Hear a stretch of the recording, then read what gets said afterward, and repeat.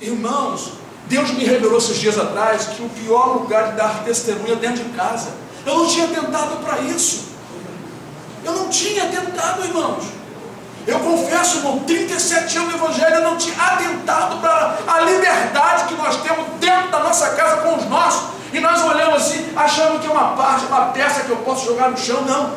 O marido tem que respeitar a esposa ao esposo, de acordo com como está escrito, os filhos aos seus pais e os pais aos seus filhos. Pais, não irei os seus filhos. Filhos, honra teu pai e tua mãe para que se prolongue o teu gelo sobre a terra e te vá bem. Isso é dentro de casa. As mulheres sejam sujeitas aos seus próprios maridos. Um dia aí, eu não sei qual dia da semana, eu acordei escutando assim, uma voz dizendo assim: você não é sujeito ao seu esposo, você não é sujeita. O que é isso? Irmãos, não adianta, irmão, você tem um monte de mandamento e você está falhando em um.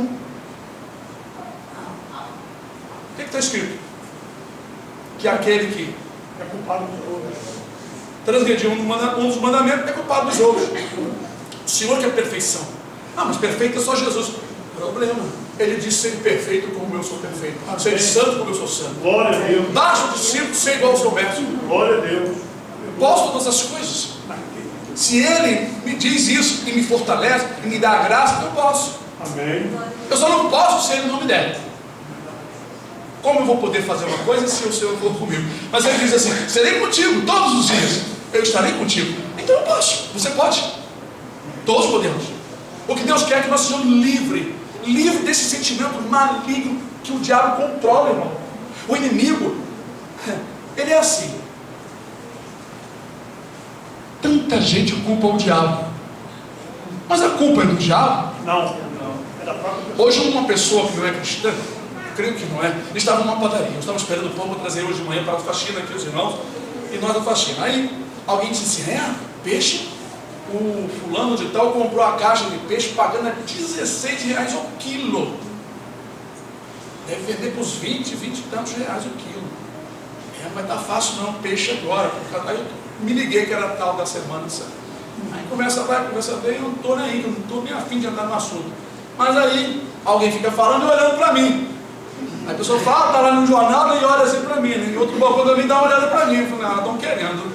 Aí eu falei assim: olha, graças a Deus que eu não participo disso, que eu fui livre disso aí, porque isso não tem fundamento religioso nenhum. Porque na Páscoa não se comia peixe, se comia cordeiro assado, carne assada. Aí falei para todo mundo bem ligeiro. O rapaz se sentiu, porque ele falou uma coisa assim, que as igrejas ficam pregando por aí, tudo é o diabo, e não explicam as coisas. E ele gostou da explicação, não é? Apesar de que ele mora, não esperou pão. Eu disse: o que acontece é que nós seguimos tradições e achamos que isso é muito santo, para cumprir a palavra que Jesus disse: esse povo se afasta para longe de mim. Disse Jesus bem, que profetizou o profeta Isaías a respeito desse povo. Esse povo se afasta para longe de mim, e o seu temor para comigo está firme, consiste, né, só nos mandamentos dos homens em que foram instruídos. Em vão me adoram, guardando o mandamento que eu não dei. A pessoa acha que é muito santo fazer algo na igreja, coisa que Deus não mandou. O que Deus mandou ele não faz. Eu não digo que eu nunca mais vou usar, tem muitos anos que eu não uso a gravata, que é um utensílio vaidoso. Pode usar aqui, irmão, eu vou criticar os irmãos. Mas, irmãos, eu fui liberto. Descobri de onde veio, quem foi que inventou, qual foi o motivo que apareceu a tal da gravata, que era um tecido, não era isso aqui, né? Essa coisa pendurada. Eu simplesmente vi que não tinha santidade nisso. Mas tem igreja que, se não pregar de gravata, você está fora da doutrina. Doutrina do homem. E muitos irmãos, na sua ignorância, dá assim, prosseguimento, aquela rigidez, até de monitorar os irmãos que não estão de gravata, porque ele acha que aquilo ali é a santidade do Senhor. E não sabe que foi um afeminado usado pelo diabo, chamado Luís XV, foi que introduziu essa vaidade no pescoço dos homens. Não conhece a história? Bendito seja o nome do Senhor.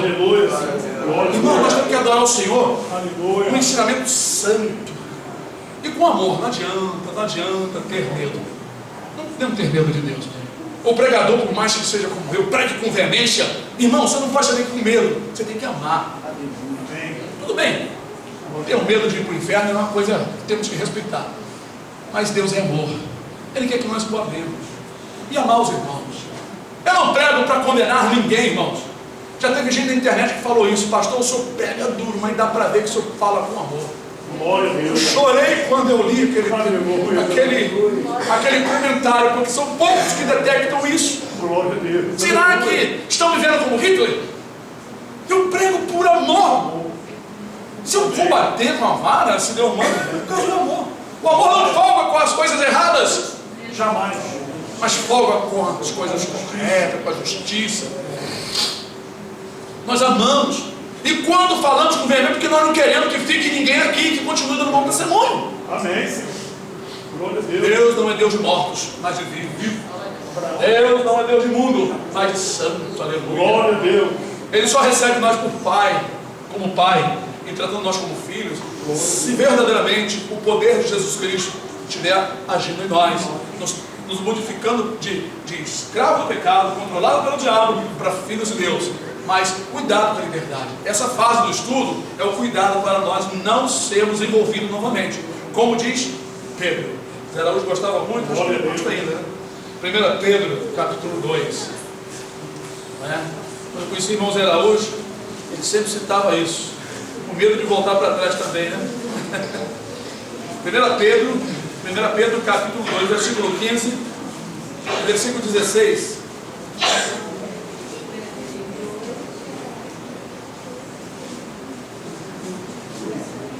Não, o que o irmão Zé citava está em 2 Pedro. Esse aqui é outro também. Eu vou lá também, rapidamente. Diz assim, 1 Pedro 2, 15 e 16. Porque assim é a vontade de Deus, que fazendo bem, tapeis a boca à ignorância dos homens loucos, como livres, e não tendo a liberdade por cobertura da malícia, mas como servos de Deus. Foi isso que Deus me mostrou no sonho. A pessoa estava adulterando e colocou a cobertura para ninguém notar. Quer dizer, está usando a sua liberdade, cobertura de malícia. E Deus vai cobrar, se continuar. Se for notado um pecado pelos ímpios e trouxer o escândalo, não tem jeito, pode pedir perdão, mas ele vai te cobrar. Na hora certa, não tem volta. Todo pecado escandaloso tem cobrança. Deus perdoa para você não perder a salvação, mas Ele vai cobrar. Mas Deus cobra, como cobrou Davi. Pecado consciente é cobrado, irmãos. Olha lá, Paulo não entregou junto com os irmãos aquele que subiu no leito do seu pai, com a mulher do seu pai, que não era sua mãe. Quase foi para o inferno, porque o diabo arrasou com ele. Deus atentou, foi plano de Deus Paulo se unir com os irmãos de Corinto e entregar aquele indivíduo na mão de Satanás. E foi entregue. Deus considerou porque era a propósito dele. O indivíduo foi massacrado, a um ponto de Paulo sentir compaixão e falar para os irmãos recebê-lo, não com sombra de dúvida, para que ele não fosse devorado de demasiada tristeza. A coisa já estava ficando demasiado. Olha o amor. Quer dizer, foi entregue, mas também na hora que estava preparado, quando o barro já estava preparado, mandou tirar do fogo, recebê-lo. E aí Deus deu o perdão, né? Deus amenizou, o tempo do castigo parou, mas foi considerado. Isso debaixo da graça. Toda mulher, todo homem, todo jovem que peca nas igrejas, depois que tem conhecimento, e o pecado é escandaloso, irmãos, não tem jeito, a cobrança é certa. Já viu irmãos que se afastam e ficam no botequim bebendo, depois que ter pregado, tocado violão, saindo por aí enche, né, com o estômago e o cérebro de álcool e fica difamando o nome do Senhor. Aí ele volta de novo para o caminho. O que acontece com ele? Tem uma dificuldade terrível, apanha muito. Aí a pessoa vem pedindo oração para mim. Eu não vou me desgastar, subir monte, não sei quantos dias de oração. Eu vou fazer o diagnóstico. Como é que foi a sua vida? Olha, irmãos, o que está acontecendo agora é que você está na época da colheita. Lembra que você plantou? Eu faço com meus filhos, eu tenho filhos que estão colhendo até hoje. Sabe o que eu digo para eles? Quando você terminar essa colheita, se você estiver plantando mais coisa ruim, você vai emendar na outra colheita. Agora, mesmo colhendo, você tem que estar no caminho do Senhor para você não perder a salvação da tua alma. Mas colher, tu vai colher, porque tu plantaste consciente da verdade da palavra. Não tem jeito, amados. Eu declaro para vocês isso. Outros pastores ocultam isso para vocês ficarem sofrendo, eles mantendo vocês no banho-maria. Não, vamos orar, a igreja está em oração, vamos fazer aqui 7 dias, não sei de quê. Aí toma de oferta e campanha, não sei de quê. Aí vem um pacotinho, não sei de onde, bota aí dentro e continua no enrolo. Eu não, irmão, não tem esse negócio. Eu não compro ninguém com dinheiro. Aqui não peço dinheiro, não tiro oferta. Aleluia. Eu não falo em dinheiro, eu falo a verdade.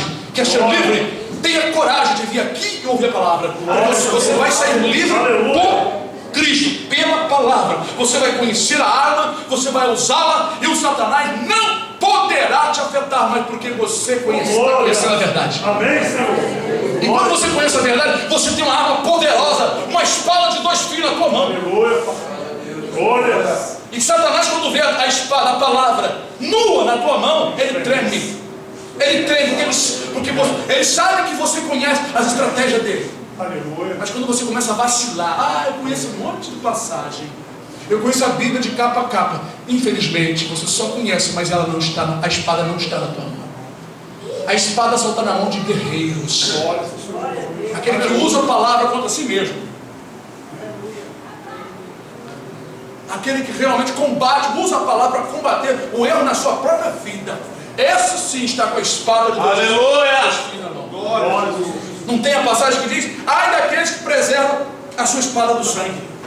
Está na bainha. Pode estar afiada, pode estar reluzente, mas está na bainha. Está na bainha fechada, a guerra está lá, está na bainha. Ele não combate, porque ele gosta de ficar com a mão banana desarmada. Gideão, vamos falar um pouco sobre Gideão. Acho que esse assunto esse assunto não vai acabar agora. Gideão tinha lá ainda um monte de homens. Disse o Senhor: leva eles para as águas e dá de beber. Manda todos os homens beber. O que lamber a água, como faz o campo, pode parte. E o que levar a sua mão à água e trazer a boca, pode parte. Todo mundo armado, todo mundo disposto para a guerra, mas preparado foi só os que seguraram a arma com uma mão, aleluia, Glória, e com a outra mão, ó. Enquanto, irmão, você está comendo e bebendo da água cristalina, a sua outra mão fica guarnecida na espada. Aleluia! Seu irmão falou gracinha, seu irmão falou qualquer coisa, te convida para o pecado, use a espada. Glória! Use a espada. E repreende com amor, mas repreende. Faz um carinho nele assim, mas vai enfiando a espada no fígado dele, abraça ele com amor, mas vai enfiando, deixa de meter a espada não. Com amor, mas enfia a espada até o fígado, atravessando o coração, atravessando tudo. Entenderam? É assim que eu faço. Eu abraço o irmão, meu irmão. Jesus te ama também, só tem uma coisa: se tudo consertado, tu vai ser lançado no fundo do inferno. Você está praticando isso, você não vai parar não. Tu não tem vergonha dele. Já não é época de parar não. Olha, tem irmãos aqui que sabem que eu falo. Não estou sempre falando, mas tem irmãos aqui que eu já falei coisas muito duras, depois ficar com a cara vermelha, ficar fechado comigo, inclusive durante uma semana, 2, mas eu continuo orando, porque eu sei que a injeção dói, mas se a pessoa estiver ali se recebendo direitinho, aquilo vai fazer um efeito positivo. Agora, se eu sou um pastor muito sensível demais, eu não vou conseguir falar essas coisas assim, e os irmãos não vão ser curados. Aí, tanto o meu trabalho será reprovado por Deus, quanto os irmãos também não poderão alcançar a vida eterna.